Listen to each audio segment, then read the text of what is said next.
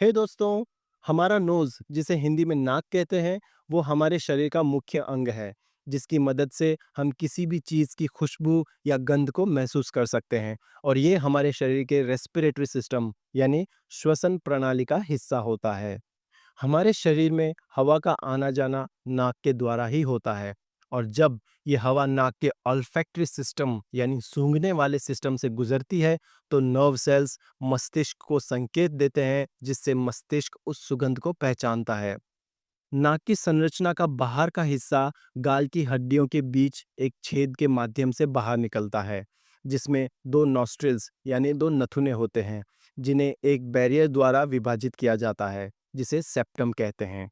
नाक के बाहरी हिस्से के पीछे नेजल कैविटी यानी नाक गुहा म्यूकस मेम्ब्रेन से जुड़ी होती है, जिसे श्लेष्म झील कहते हैं। और सबसे ऊपर ऑल्फैक्टरी हेयर्स यानी घ्राण बाल होते हैं, जो किसी भी प्रकार की गंध को पहचानने में मदद करते हैं। आँखों के ऊपर और नीचे 4 साइनस कैविटी होती है, जो नेज़ल कैविटी और म्यूकस मेम्ब्रेन से जुड़ी होती है। नाक में होने वाले बाल हवा में होने वाले कणों को शरीर में जाने से रोकते हैं, और ये सभी संरचनात्मक तत्व फेफड़ों तक गर्म, नम और स्वच्छ हवा पहुंचाने में मदद करते हैं। और साथ ही अगर हवा में कोई नॉन एयर पार्टिकल्स यानी गैर वायु अणु आता है, तो ये गंध की भावना को उत्तेजित करते हैं यानी ट्रिगर करते हैं। जब हम सांस लेते हैं और हमारे फेफड़ों का विस्तार होता है, तो हवा शुरू में नासिकाओं से प्रवेश करती है और नाक की हड्डी के नीचे और माउथ पैलेट के ऊपर नेजल कैविटी से होकर गुजरती है, जिसमें 3 उभार और 3 मार्ग होते हैं। नाक गुहा के ऊपर सुपीरियर कोंका होता है, जो हवा को सुपीरियर मीटस के द्वारा पास करता है। और उसके नीचे मिडल और इंफीरियर कोंकास हवा को मिडल और इंफीरियर मीटा में भेजते हैं। ये सभी 3 मार्ग गले के पीछे से पुनर्मिलन करके वायु नली से होकर फेफड़ों में पहुंचते हैं। सभी मार्ग म्यूकस मेम्ब्रेन्स और छोटे-छोटे बालों से जुड़े होते हैं, जो धूल, मिट्टी और अन्य विदेशी कणों को अंदर जाने से रोकते हैं। सुपीरियर मीटस के ऊपर हवा को छानने वाले बाल होते हैं, जो गंध को भी पहचानते हैं। यहाँ ऑल्फैक्टरी बल्ब होता है, जहाँ नर्व सेल्स अशुद्ध हवा को पहचानकर हमारे दिमाग को संकेत देते हैं, जिससे हमें सुगंध या खुशबू का पता चलता है।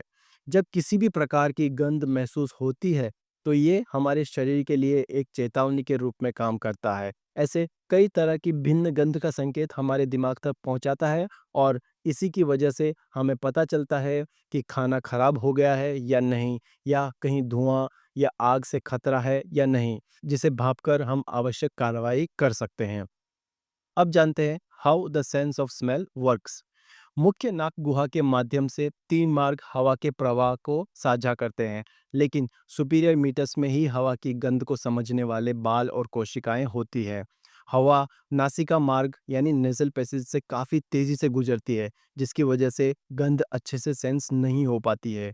अधिकांश हवा 2 निचले मार्गों से गुजरती है, लेकिन ऊपर वाले मार्ग में होने वाले लंबे बाल हवा के प्रवाह को धीमा कर देते हैं, जिसकी वजह से गंध को पहचानने में अधिक समय मिल जाता है। जब कोई पदार्थ जिसमें से गंध आती है वो हवा में मौजूद होता है, तो ये ऊपर की पैसेज के म्यूकस द्वारा एब्जॉर्ब होता है, जहाँ नर्व सेल्स मौजूद होते हैं, जो विभिन्न पदार्थों के प्रति संवेदनशील होते हैं। जब कोई पदार्थ म्यूकस लाइन से होकर गुजरता है, तो वो नर्व सेल्स को उत्तेजित करता है, जिससे नर्व सेल्स मस्तिष्क को एक गंध के रूप में संकेत देते हैं। अधिकांश गंध कॉम्पोजिट होती है, जो अलग-अलग कोशिकाओं के संकेतों को अलग-अलग पदार्थों पर प्रतिक्रिया देती है, और उन संकेतों की एक विशेष गंध के रूप में व्याख्या होती है। एग्जाम्पल देके समझाऊं तो जैसे धुएं की गंध में 1 दर्जन से भी ज़्यादा अशुद्धियां होती है, लेकिन उन सब के संयोजन से ही धुएं की व्याख्या होती है। उसी तरह पसीने की गंध में विभिन्न अशुद्धियां होती है, लेकिन उन सभी के संयोजन को ही मस्तिष्क पसीने की गंध के रूप में पहचानता है। नाक में होने वाली सबसे कॉमन प्रॉब्लम है नेज़ल कंजेशन यानी नाक जाम होना या नाक बंद होना।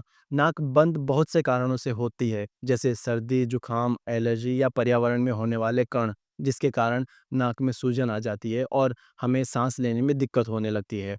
नाक बंद होने की स्थिति में शरीर छींक द्वारा नाक के माध्यम से वायु को शरीर से निष्कासित करता है, जब हमारा नाक अच्छे से काम कर रहा होता है, तो ये अशुद्ध और विदेशी कणों को शरीर में जाने से रोककर हमारे शरीर के रेस्पिरेटरी सिस्टम की रक्षा करने में मदद करता है और मस्तिष्क को महत्वपूर्ण संकेत प्रदान करता है, जैसे कोई खतरनाक या अप्रिय घटना का महसूस होना या किसी प्रकार की अच्छी सुगंध से सुखद अनुभव का महसूस होना।